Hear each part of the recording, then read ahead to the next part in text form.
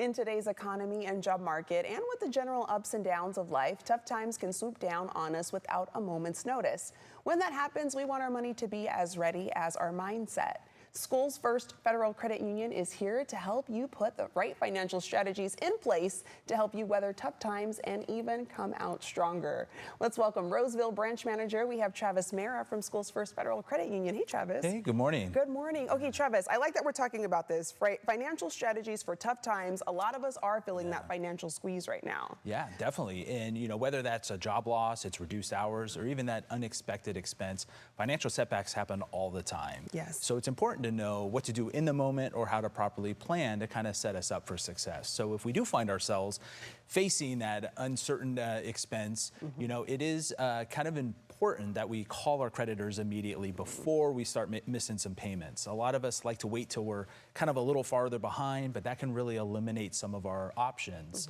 And so, you know, plenty of lenders have these kind of hardship programs where they can either reduce or defer your payments on a temporary basis. You know, by kind of being proactive, it shows that we're responsible, and it also will allow more tools to help us navigate that situation. I didn't even know that there were hardship programs. So all the more reason why when someone's going through this to talk about it, see what those options are out there. Be transparent. Yes, be transparent. And in a moment of crisis, it's easy to just kind of act on impulse. So what should people keep in mind before making any really big financial decisions? Yeah, just know it is normal to feel overwhelmed when we're dealing with these financial situations. And but you know, what we want to be mindful of is when we make these kind of panic decisions, it oftentimes causes more harm to us than good.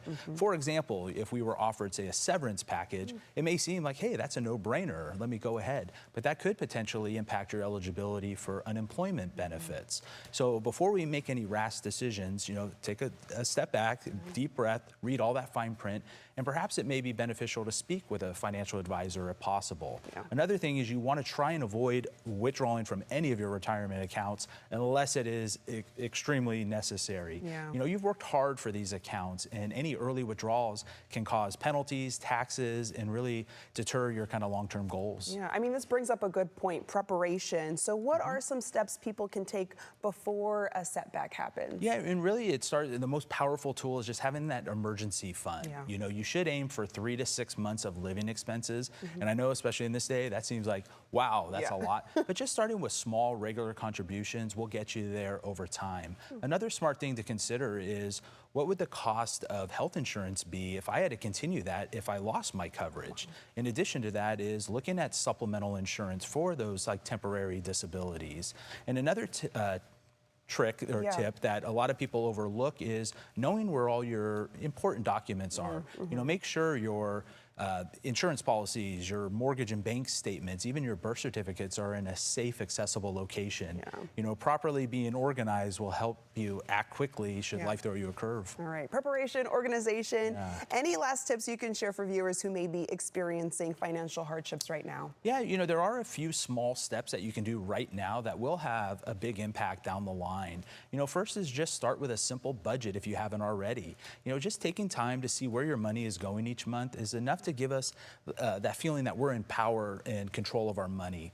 The second thing is really prioritize your spending. You know, really focus first on just your essentials. That's your housing, your utilities, and groceries.